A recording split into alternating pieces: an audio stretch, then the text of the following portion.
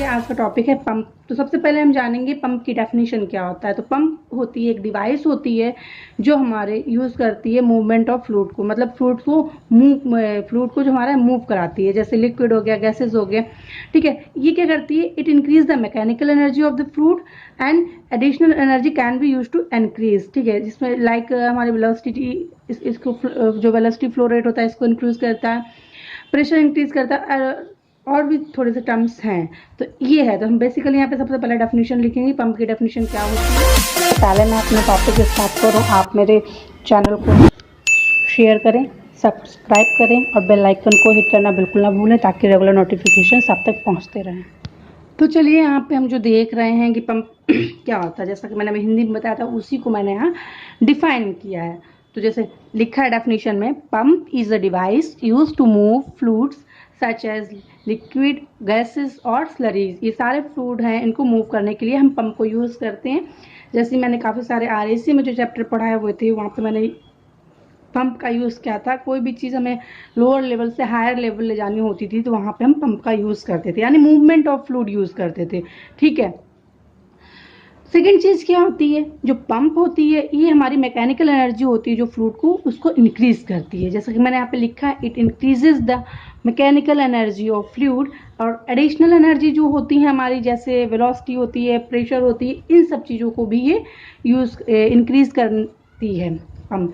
तो basic function क्या है पंप का, ये हमारी मूव करती है फ्लूइड को। ठीक है, ये हो गया डेफिनेशन। अब हम आते हैं इसके क्लासिफिकेशन में। तो मैं जब क्लासिफिकेशन बताऊँ गाइस तो आप मेरा वीडियो पूरा देखें तभी अच्छे से समझ में आएगा। केवल मैं बेसिक इंट्रोडक्शन दे रही हूँ, ज़्यादा डीप नॉलेज नहीं दूंगी। तो इंट्रोडक्शन अगर आप अच्छे से ले लेंगे तो आई होप अंदर का मटेरियल जो होगा, जो मैं आगे नेक्स्ट वीडियोज़ में अपलोड करूँगी, वो अच्छे से समझ में आ जाएगा। चलिए स्टार्ट करते हैं, क्लासिफिकेशन ऑफ पंप क्या है। तो जो सबसे पहले मैंने क्लासिफाई किया है यहाँ पे पंप को, वो दो तरीके से क्लासिफाई किया। एक प्राइमरी स्टेज पे जो क्लासिफिकेशन है वो ये है पंप का, जो दो पार्ट में है, एक पॉजिटिव डिस्प्लेसमेंट और दूसरा डायनेमिक। अब हम आगे बढ़ते हैं कि पॉजिटिव डिस्प्लेसमेंट को कितने कैटेगरीज में किया गया है, और हमारी डायनेमिक जो पंप है उनको कितने कैटेगरीज में क्लासीफाई किया गया है।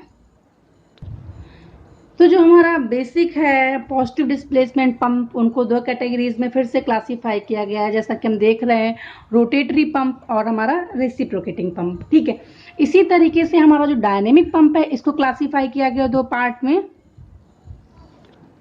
जो हमारा है सेंट्रीफ्यूगल और सेकेंड वन हमारा है क्या, एक्सियल। ठीक है, तो अभी हमने क्या क्या पढ़ा है, पॉजिटिव डिस्प्लेसमेंट को दो कैटेगरीज में डिफाइन किया गया है और डायनेमिक को दो कैटेगरीज में। पॉजिटिव क्या है, रोटेटरी है, रेसिप्रोकेटिंग में क्या क्लासीफाई किया गया है, और जो डायनेमिक है इसका हमारा सेंट्रीफ्यूगल में और एक्सियल में क्लासिफिकेशन हुआ है। अब हम बढ़ते हैं आगे, डायनेमिक आपका यहीं पे स्टॉप हो जाएगा, इसके आगे नहीं है। ठीक है, डायनेमिक केवल दो कैटेगरी में क्लासीफाई करके छोड़ दिया गया है। अब जो हमारा रोटेटरी जाता है, ठीक है, अब रोटेटरी भी दो हमारी क्लासिफिकेशन हुए, रोटेटरी के भी और रेसिप्रोकेटिंग के भी हमारे दो क्लासिफिकेशन हुए। तो चलते बढ़ते हैं आगे हम।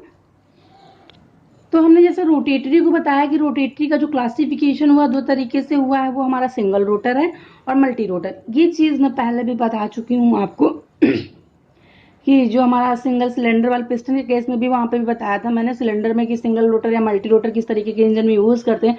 तो ऐसे पंप में भी हमारा जो रोटेटरी होता है दो तरीके से क्लासीफाई होता है, सिंगल रोटर और मल्टी रोटर। अब हम आगे बढ़ते हैं रेसिप्रोकेटिंग। तो रेसिप्रोकेटिंग भी आपका दो तरीके से क्लासीफाई होता है। सबसे पहले एक होता है पिस्टन प्लंजर, दूसरा डायफ्राम। तो ये दो क्लासिफिकेशन होते हैं इसके, जो मैं यहाँ पे लिखूंगी इस जगह पे।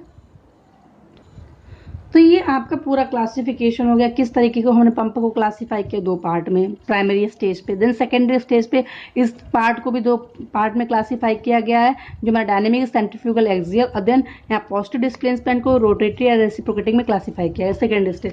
थर्ड स्टेज में क्या हमारा रोटेटरी भी दो में क्लासीफाई हो रहा है, रेसिप्रोकेटिंग भी हमारा दो में क्लासीफाई हो रहा है, बट सेंट्रीफ्यूगल और एक्सियल हमारा क्लासीफाई नहीं हो रहा है आगे।